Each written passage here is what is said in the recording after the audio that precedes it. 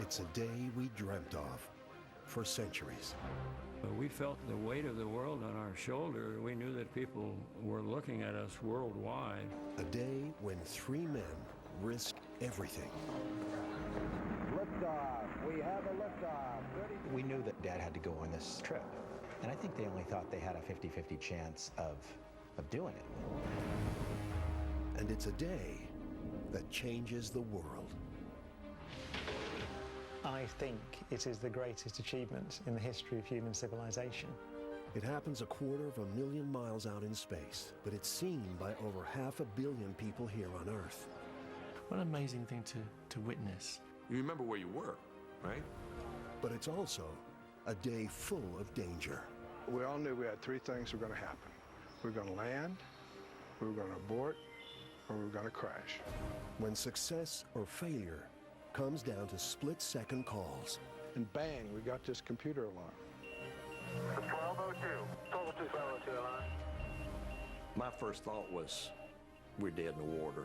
With spectacular remastered footage, this is the minute-by-minute inside story from those who are there.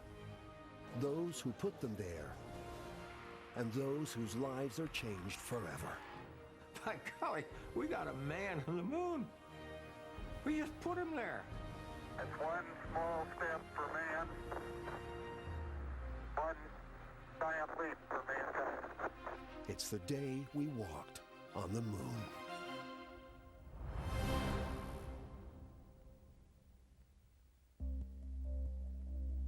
We first set foot on the moon in July 1969. But the decision to go there is made by President Kennedy at the start of the decade, and spelled out in one of his most famous speeches.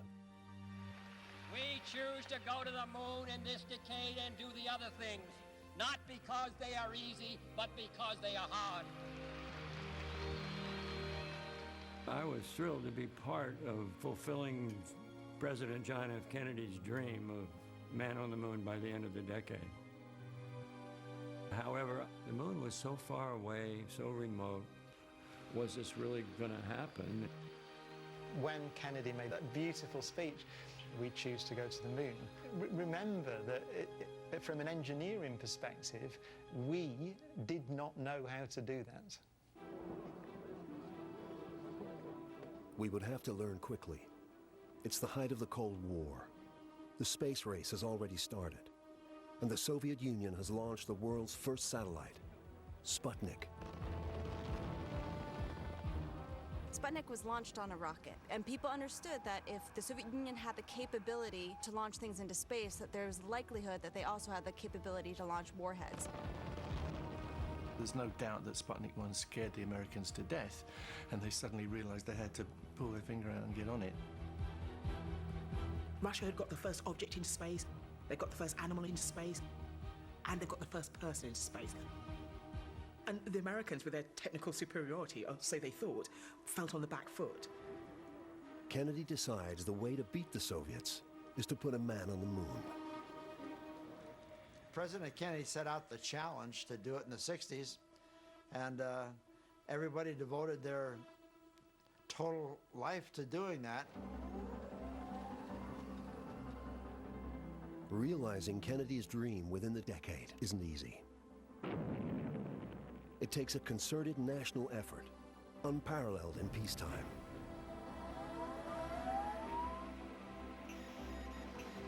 The scale of Project Apollo is hard to really even conceive of. At the peak, over 400,000 people were involved. The program cost, at the time, $25 billion, which was more than the Manhattan Project, more than the Panama Canal. I think it was George H.W. Bush who said that it was the best investment since Leonardo da Vinci had been given a sketchbook. And he's right. NASA's space program needs more than money. It needs men willing to risk their lives piloting highly experimental spacecraft. In 1961, Alan Shepard becomes the first American in space. In 1962, John Glenn orbits the Earth. By the time projects Mercury and Gemini give way to Apollo in the mid-60s, America's astronauts are superstars. Most of us came from the military, where we'd been almost incognito and all of a sudden you're celebrities. I thought these guys were the coolest guys walking the planet. You know, this is the time the Beatles were around. I thought they were cooler than the Beatles. I wouldn't call it a rock star quite, but you could get a real swell head if you didn't watch out because you got a lot of attention. 32 astronauts take part in the Apollo program, but only 3 will make the journey to the moon on Apollo 11. The command module pilot is 38-year-old Michael Collins, the one crew member who won't walk on the moon. Clearly, I did not have the best of the 3 seats. However, I thought it was a great honor to be a part of the Apollo 11 crew. Lunar module pilot Buzz Aldrin may be about to walk on the moon, but for his 11-year-old son, Andy, that's not what sets him apart. My dad wasn't cool because he was an astronaut, because everybody's dad was an astronaut. My dad was cool because he could pole vault, you know, and nobody's dad could pole vault. First man to walk on the moon will be the mission commander, 38-year-old Neil Armstrong. Well, Neil Armstrong was probably the perfect choice to make the first step on the moon. He was dedicated, he was competent. Probably one of the coolest guys I'd ever known. By cool, I mean steady under pressure. He was unflappable. That unflappability is tested in May 1968, when Armstrong takes part in a lunar landing simulation at Ellington Air Force Base in Houston. 200 feet above the ground, his craft suddenly loses pressure, forcing Armstrong to eject. He cheats death by seconds. Now comes the mission itself. When Mom and Dad called us for a meeting in the dining room, it's like, what trouble are we in? Yeah, we're in trouble. This must be serious. And basically said, just want you guys to know that there is some risk in this mission, but you know, we're confident we're coming back at least. Whether we get to land or not, we don't know. The way that the crew viewed it was this would be the first mission to attempt to land. And I think they only thought they had a 50-50 chance of doing it.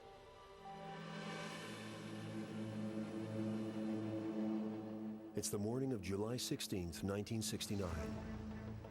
Launch day. In a few hours, the astronauts will begin their 4-day journey to the moon. Perched on top of the most powerful rocket ever invented. When I drove up, it was dark. I drove past, I don't know, a couple 100,000 people at 5 o'clock in the morning. They'd been there all night. And there was the Saturn lighted on the launch pad. And it is in the middle of this black ocean. Oh God, what an excitement.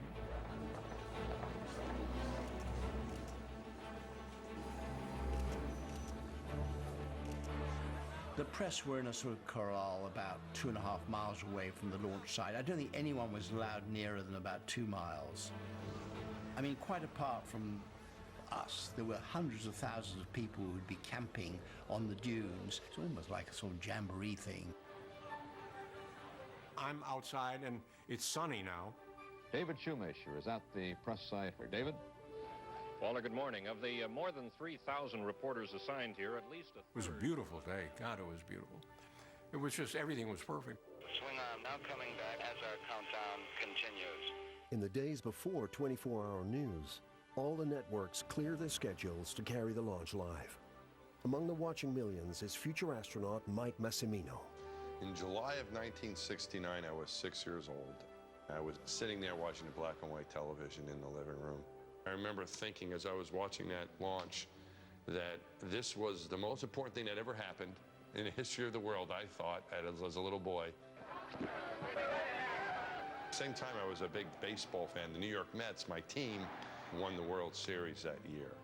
2 miracles happened in the summer of 1969. T-minus 25 seconds.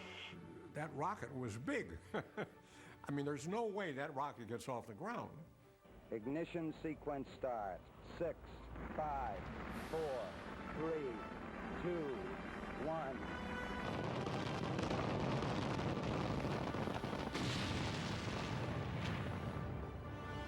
There was just a huge, huge flash and a fantastic noise, almost like a bomb going off. Wow, shattering. Liftoff. We have a liftoff. 32 minutes past the hour. Liftoff on Apollo 11. Away from the crowds, Neil Armstrong's family watches the launch from a specially chartered boat. We were sort of off to the right. And what this meant was that all the exhaust came our way. And, you know, this buffeting of air against your chest is just, it's like nothing, you know, I've ever felt since.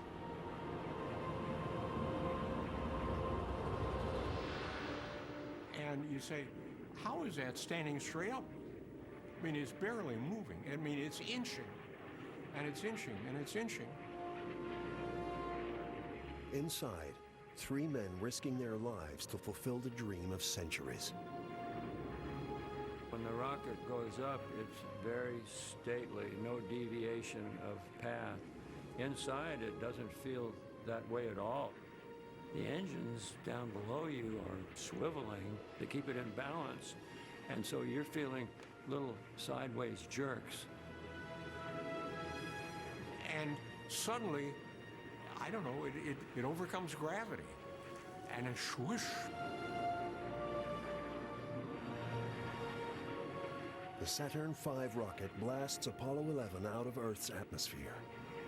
Just 12 minutes later, they're in orbit, and our greatest adventure begins.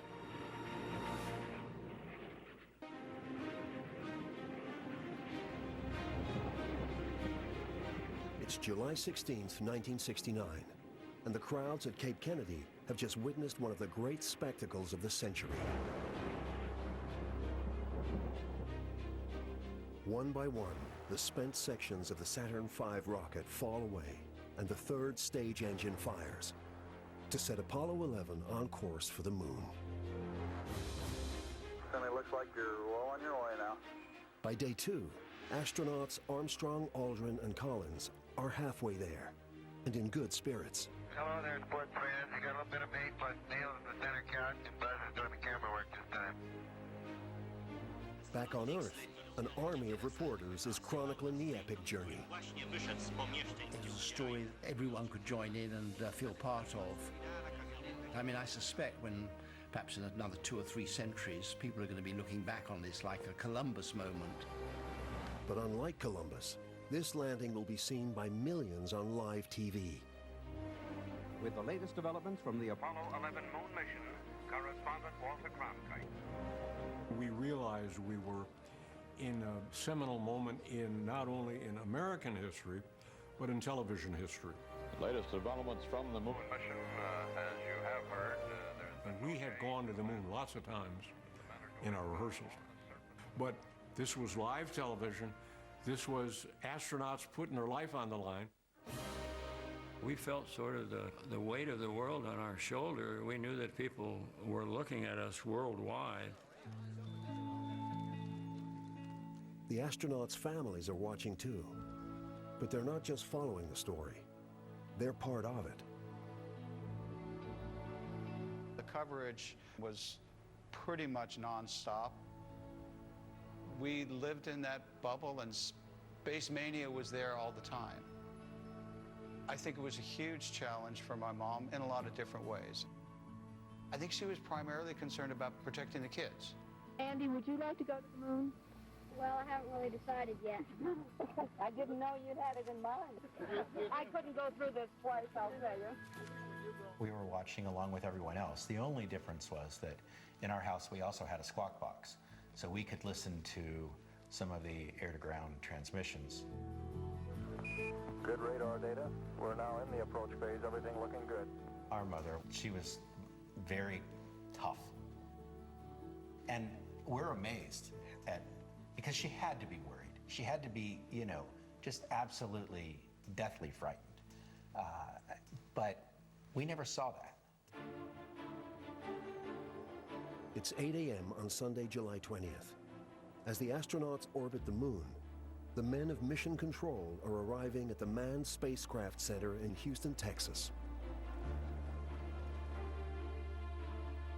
In just 7 hours, Flight Director Gene Kranz will oversee Apollo 11's descent to the surface of the moon.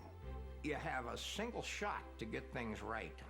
Are we go to start the descent? Are we go to continue descent? Are we go for the landing? Working under Kranz is Steve Bales. Not long out of college, he will track the progress of the spacecraft and monitor its guidance systems. Can you imagine? Here we are. They're letting people like me, 26 years old, sit at consoles. If we made a mistake, it wasn't just us that were in trouble. 3 years from now, astronaut Charlie Duke will walk on the moon. Today, he's the capsule communicator, the only member of the team who will speak directly to the crew during landing. My focus was, let's get to the moon and let's land on the moon. That was what I was focused on. Let's just get it done. That this was a very young group of people who were going to do something monumental, and they were willing to take the risk to be the ones that if we didn't get the crew back, we were the ones that were responsible for that. Delta 6-0, first time 557. Mission Control keeps in contact with the crew by radio on a journey almost entirely programmed by computer.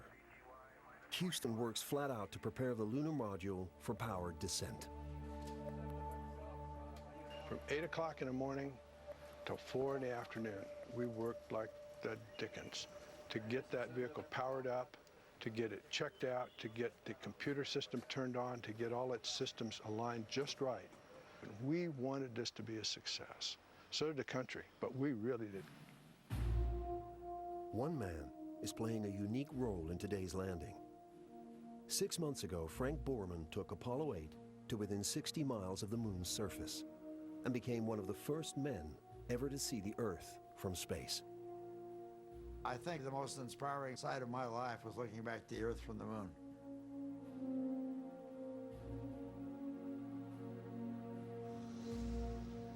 Today, Borman is at the White House. His job is to brief the new president, Richard Nixon, on the lunar landing. I don't think President Nixon was an expert in any way in the space program, but he was enthusiastic about it. All the president's men know the importance of the next few hours. We knew that this was capturing the attention of the world. We were told that by the networks every night. So yes, we knew that this was of worldwide consequence.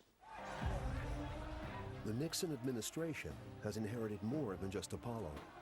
There's growing civil unrest at home and an escalating war in Vietnam, where more than 500,000 American troops are now engaged. You got to understand the times. We were all beginning to wonder about Vietnam. And Martin Luther King gets shot. And then Bobby Kennedy gets shot. And suddenly people are saying, what in the hell is happening to our country? We were dealing with demonstrations and we were dealing with significant kickback to the Vietnam War. So it was kind of like the moon landing was a breath of fresh air where we could all come together and celebrate at least one thing that united all Americans. The moon landing could also boost the president's popularity, but only if it succeeds. I told President Nixon if there was a disaster, he would get the blame for it. So I said, although I didn't anticipate it, be prepared in case we have to send messages to 3 widows. It's midday at the Manned Spacecraft Center, less than 4 hours from the scheduled landing time. Flight Director Gene Kranz prepares to make the speech of his life. I called my team together. We went to a very private communications loop. No one else could hear what I was going to say, and I told them how proud I was of them. And I told them that I believed in them, and I will stand behind every decision you make. And he said, I want you to know something. It's hard for me to even say this. I want you to know something. However this turns out, we're going to go out of this room as a team. Work that we are going to do today is going to be in the history books, and you are going to be the ones that accomplished this task. He didn't say this, but we all knew we had three things were going to happen. We were going to land, we were going to abort, or we were going to crash. And I didn't like to think about the other two. Okay, we're about to open the hatch now. Right. At 12:32 p.m., Armstrong and Aldrin complete their checks on the lunar module and prepare to undock. Leaving Collins behind, they begin their perilous journey to the surface of the moon. Go ahead, Houston, final 11.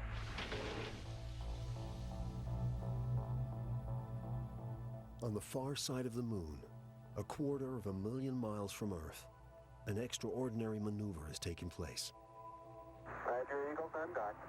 Leaving Michael Collins to orbit the moon alone, astronauts Neil Armstrong and Buzz Aldrin are now inside the lunar module. Codenamed Eagle, this is the craft that will take them to the moon's surface. Roger, how does it look? Eagle has wings. Roger.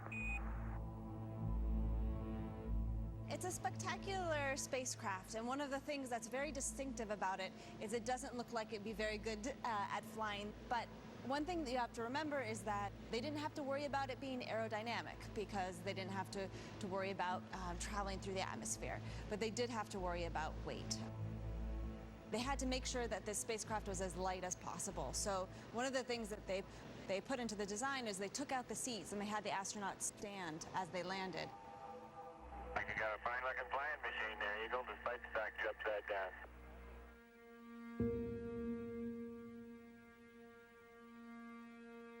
As Armstrong and Aldrin disappear from view, Collins is left to circle the moon, awaiting their return. Michael Collins, who of course is that unique person who has been the most alone human being ever, because he was the other side of the moon when his mates were this side of the moon and the rest of humanity was over there on the Earth, you know. I was amazed to be accused of being the loneliest man in the whole lonely planet behind the lonely satellite, and wasn't it lonely? And the answer to all those is no, I was fine. I considered myself to be almost like a king. It was my domain. I was happy there. I was their ticket home. I never asked him a really tough question, I would think. What would you have done if those two guys hadn't been able to launch back off the moon and rendezvous with you? It was nothing we had ever discussed. However, it was a reality that all three of us understood quite clearly. I wasn't going to commit suicide if they were going to stay forever on the surface of the moon. Yes, I would be coming home by myself. We had obits on the three astronauts. In that sense, I guess you could say that we were prepared for the worst. I know that the White House had written a speech for the president if the mission failed. This is a document here that deals with the possible contingency should something have gone wrong. It talks about the brave men and their sacrifice for the good of mankind. And in fact, he even goes here and says that Mother Earth that dared to send two men into the unknown, that these men will be missed. Eagle, we got you now. It's looking good, over. Roger, copy.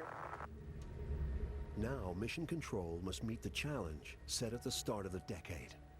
Years of preparation come down to these next few minutes.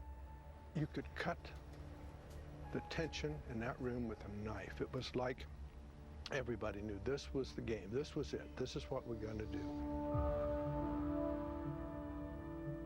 Things were proceeding right on schedule until the descent started, and then things began to not come in completely unglued, but a lot of problems developed as we started down. The communications are ragged. It's just complete static. It's almost impossible to hear. You can't hear the crew. As a mission rule, if you had so many seconds of data dropout, that could lead to an abort. I have one decision that is solely the flight director's responsibility. Do we have enough information to start the descent to the surface of the moon? Roger, you're a go to continue powered descent. You're a go to continue powered descent. Krantz decides the descent can continue, but it's just a taste of the problems to come. When you're going down this little vehicle 9 miles above the moon at 5,000 miles an hour, it's nothing that's particularly safe. Looking good. Roger, Neil. And bang, we got this computer alarm. 1202, stand by. 1202 alarm. 1202 came in and it just hung in the air there for seconds. 1202, can you give us some help there? 1202, what's that? 1202 alarm. No one is sure what the 1202 alarm means, but it's not good news. My first thought was, we're dead in the water. It's abort. Mission Control must now decide the significance of the 1202 alarm. Can the landing continue?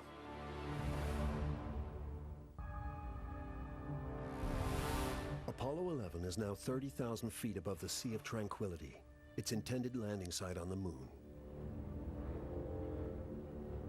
Back on Earth, the astronauts' families are following the journey, unaware of the drama unfolding in space.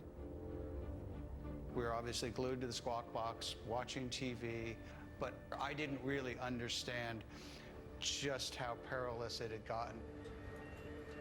I think I had a disturbing amount of faith in the technology, and I was crazy, right? Because the amount of risk that we were taking on in that whole mission, if I had known that as an 11-year-old, I'd have been a lot more nervous, I think. Mission Control is masterminding a giant leap into the future, relying on the technology of the time. With 7 minutes to landing, the lunar module's onboard computer is overloaded with data. This computer was a marvelous thing for its time. But still, think of all it had to do. It had to figure out how fast it was going, display some information to the crew, send some information to us, and all the time guide the vehicle. And it was done on a system that was smaller than your cell phone, a lot smaller than your cell phone. 1202, stand by. 1202. The 1202 alarm is warning Mission Control the computer can't complete all its tasks. Steve Bales must decide if the mission can continue. Steve was doing exactly what he should have. He checked with his backroom people. He knew how to use the seconds he had, but I was sure hoping he'd hurry up. Now the crew too is growing concerned. Give us a reading on the 1202 program alarm. 15 seconds may seem like a short time, but when you're in the middle of landing on the moon, 15 seconds is like an eternity. Bales makes his call. The overworked computer is still capable of processing the essential navigation data. It's executive overflow. If it does not occur again, we're fine. The alarm is not critical. The landing can continue.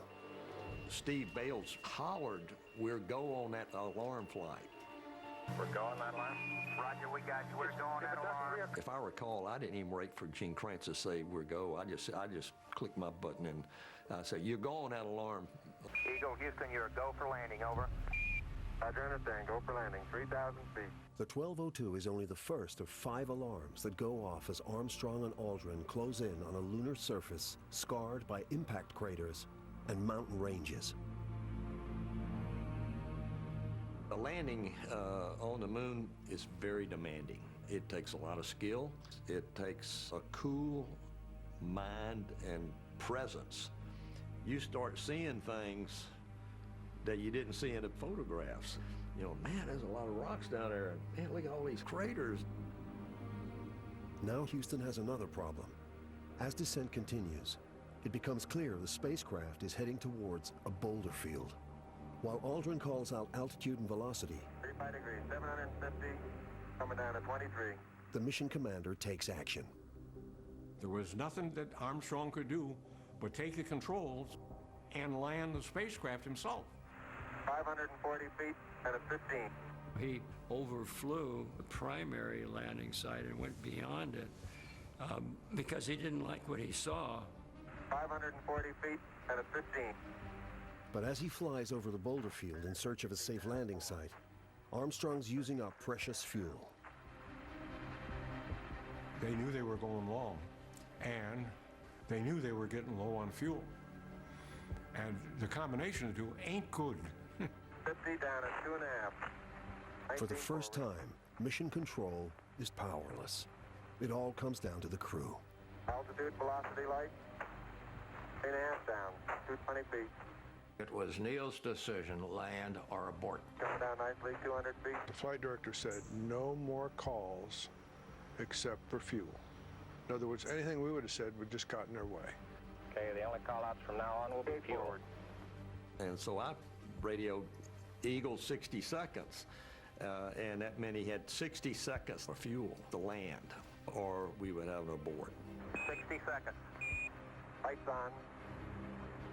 Down 2.5. Forward. Forward. Then I called 30 seconds. 30 seconds. Uh-oh. 30 seconds. Forward. He still went on the ground, but he was close. Forward. Forward. 40 feet down, 2.5. Picking up some dust.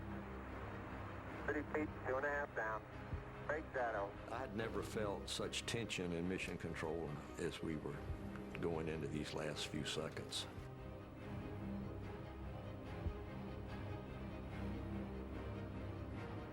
And he doesn't. He just greases the baby in. Contact light. Okay, engine stop. When I heard Buzz say contact, engine stop, I said, copy you down, Eagle. We copy you down, Eagle. A few seconds later, that's when Neil said in the calmest voice I can imagine, Tranquility Base here. The Eagle has landed.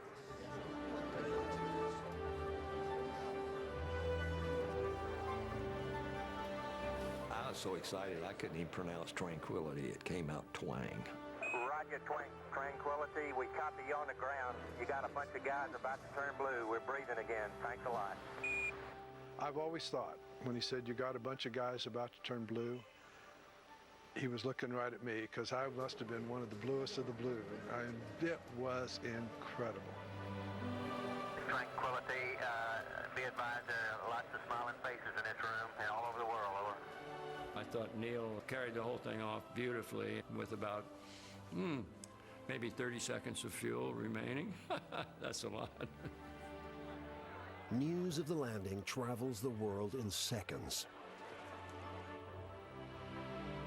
We were watching Channel 2 in New York, which was Walter Cronkite at the time. You know, he was the guy to listen to for this sort of stuff. I don't know if Cronkite was crying. I was crying. I mean, this is just too much. Man on the moon? That's where these guys were. They're up there. They're actually up there. From Central Park to central London. From South America to Africa to Asia. In almost every nation outside China and the Soviet Union, the news is received with wonder and rapture. It's one of those things, isn't it? Everybody remembers where they were. I was with Roger Taylor, who was my drummer already, and it was the very beginnings of Queen, and we were down in Cornwall staying at Roger's mum's house, and she had a telly with a screen about this big, and we all sat around it and watched this incredible thing, almost unbelievable. After the landing, the thing I remember was that when it came out, we had the most beautiful moon in the sky. And now I took a look up there, it was really my first thought is, by golly, we got a man on the moon. We just put him there. It's a historic moment, but the most memorable part of the journey is still to come. The world waits as Neil Armstrong prepares to take our first steps on the moon. It's July 20th, 1969. The lunar module has been on the surface of the moon for nearly 7 hours. Armstrong and Aldrin are supposed to be resting, but it's proving difficult. And they're getting ready to step out onto the moon's surface far earlier than had been planned. It was a moment that the Earth stopped still to watch. I don't think anything since then has caused that moment of pausing, where there's something that's so exciting happening that everybody wants to stop and see it. 38-year-old Neil Armstrong will begin to step down the 9 steps of the lunar landing module to the surface of the moon itself. And what a moment that will be. He came from the crew compartment near the top of the lunar module. He released the television camera. It's a slow scan television camera, and this is the image that went to television sets around the world. And we're getting a picture on the TV. It allowed the world to witness the first lunar landing and feel like participants. Over 500 million people will share the next few historic moments. Okay, Neil, we can see you coming down the ladder now. Okay, Neil, we can see you coming. You're really leaning in, trying to figure out, what's going on and where's the bottom of the ladder and. I'm going to step off the limb now. Nobody knew what he was going to say. Couldn't have been a better thing to say. That's one small step for man, one giant leap for mankind.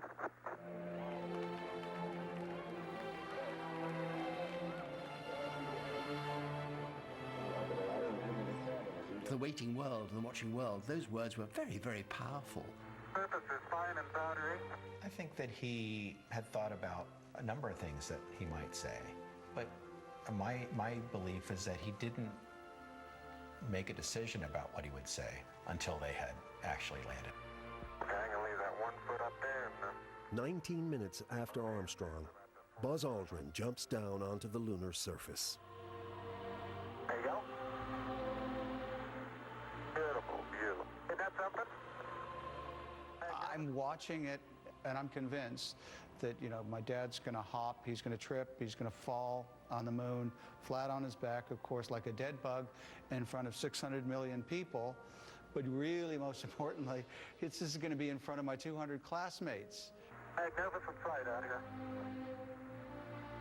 Magnificent desolation. The astronauts spend 2¼ hours outside the spacecraft. Every moment has been carefully choreographed, not least the raising of the flag. NASA suggested playing the Star-Spangled Banner while the crew was on the moon, and I was opposed to that. Yes, indeed. They've got the flag up now, and you can see the stars and stripes on the lunar. We didn't need to magnify the American achievement by playing the Star-Spangled Banner because everybody in the world knew it was American crew anyway. We weren't colonizing space. We weren't claiming territory for ourselves. But it certainly brought America together. Certainly did that.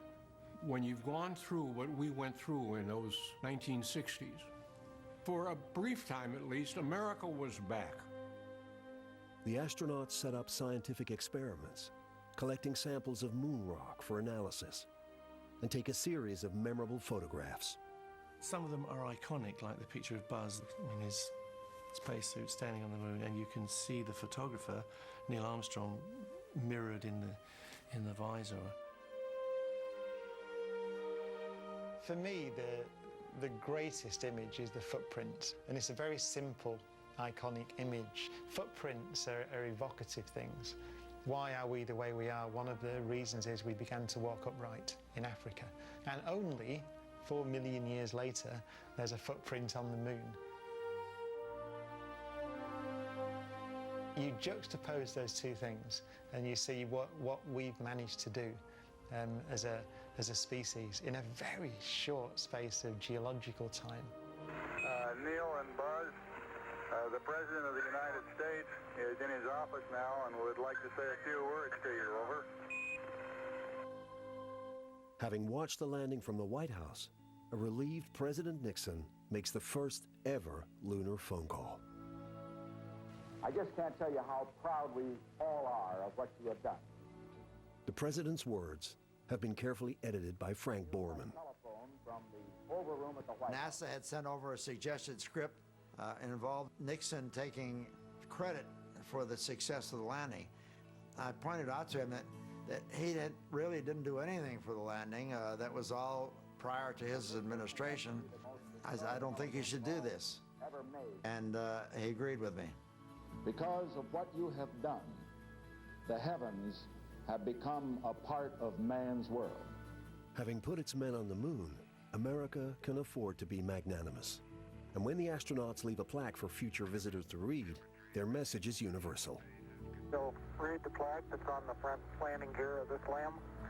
I sat in several meetings as we scripted what would be left on the moon, but when push came to shove, everything always went back to the very basics. Dear men from the planet Earth, first set foot upon the moon, became in peace for all mankind. And the important thing there was for all mankind, not just for the United States of America, but we came on behalf of the world.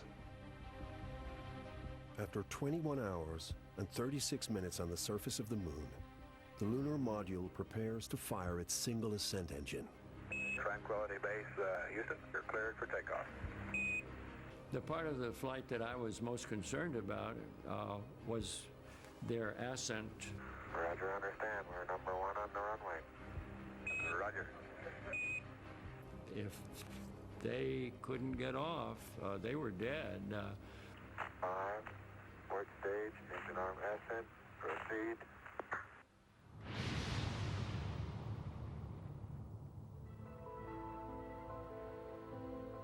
When we knew that the ascent engine had fired, the monster that lived under my bed, right, had been slayed.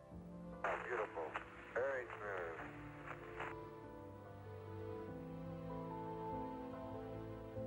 At that moment, the world went to the moon. It's as if we were all with them. And I think that's why Kennedy was so clever, because if you just send an object to the moon, that's great. But if you send people, we go there with them, we feel the emotion, we share the joy.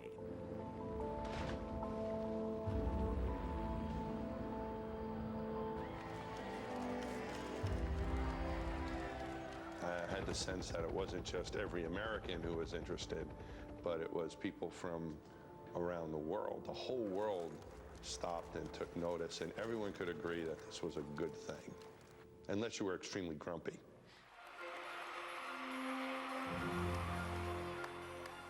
And so, an achievement born in the heat of the Cold War is hailed as a triumph for all humanity.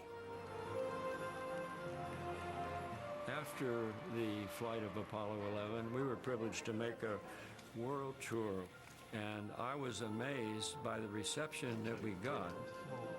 Everywhere we went, people felt part of it. And I thought that was a wonderful, wonderful response. Liftoff. We have a liftoff. 32 minutes. The Apollo program ends in 1972, but it leaves quite a legacy. And none of those who played a part will forget the day we walked on the moon. We choose to go to the moon. We had this dream that we're going to go do this thing. We were challenged by President Kennedy to do this with tens of thousands of things that had to work perfectly. And we made it happen. It's one small step for man. Hey, we did it. We human beings have left the planet, gone to the moon. One giant leap for mankind. This moment where we first stepped onto another heavenly body, I'm just very, very thankful that my generation got to do that.